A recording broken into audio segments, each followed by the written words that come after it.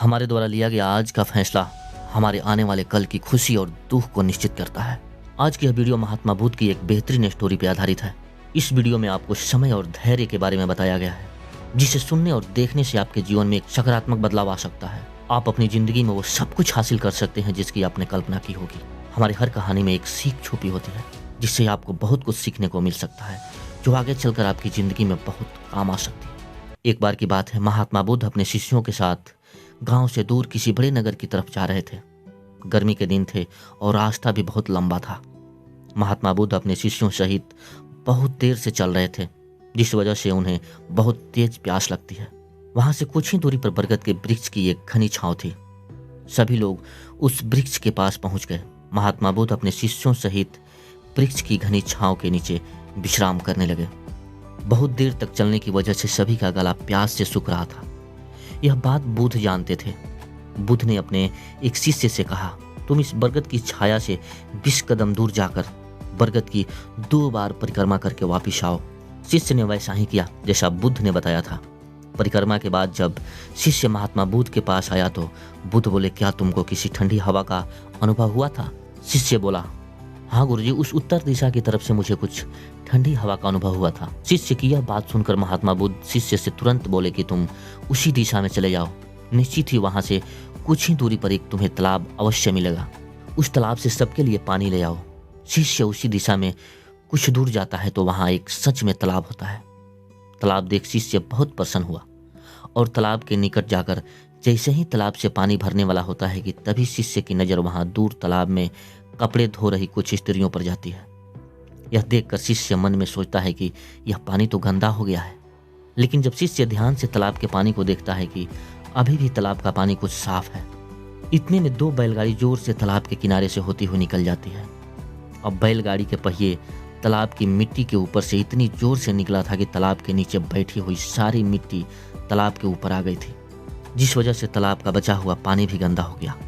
यह सब देख शिष्य बिना पानी लिए क्रोध से महात्मा बुद्ध के पास वापस आ जाता है।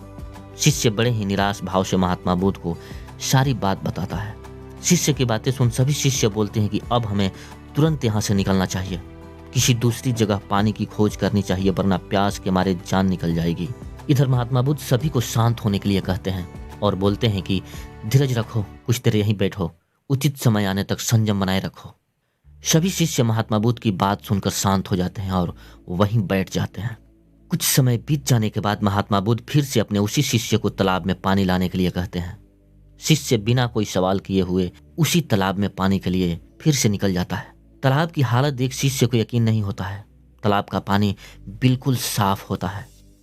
यह देख शिष्य बहुत खुश होता है और पानी भरकर महात्मा बुद्ध के पास वापस आता है और सभी पानी पीकर अपनी प्यास बुझाते हैं। लेकिन अभी भी सबके मन में एक सवाल था कि आखिर यह चमत्कार हुआ कैसे? तालाब का पानी तो सब गंदा था।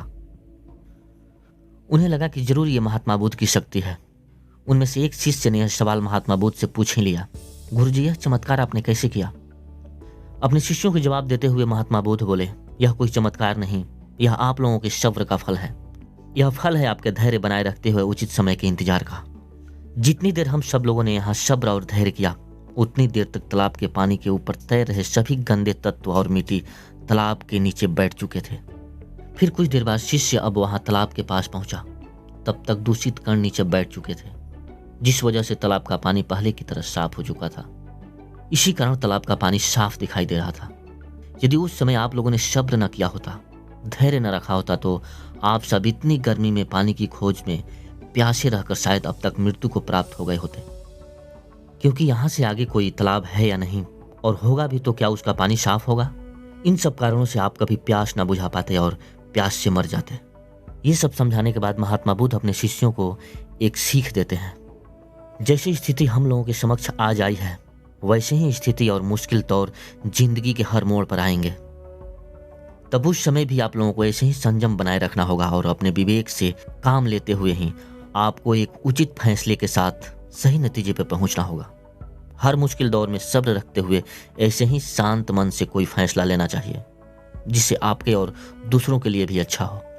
क्योंकि ऐसी स्थितियों में लोग अक्सर गुस्से में आकर अपना सब्र खो देते हैं और गुस्से तथा जल्दबाजी में गलत काम और गलत फैसला कर बैठते हैं, जिसका बुरा परिणाम आपको अपने भविष्य में देखने को मिलता है, जिसमें खुद का नुकसान अधिक होता है। कुछ परिस्थितियां जीवन में ऐसी होती हैं कि जहां हमें सब्र बनाए रखते हुए उचित समय का इंतजार करना होता है। अक्सर यहीं पर अपना लोग सब्र खो देते हैं और उचित समय आने का इंतजार नहीं करते, जिस वजह से आगे चलकर दुख और मुश्किलों का सामना करना पड़ता है।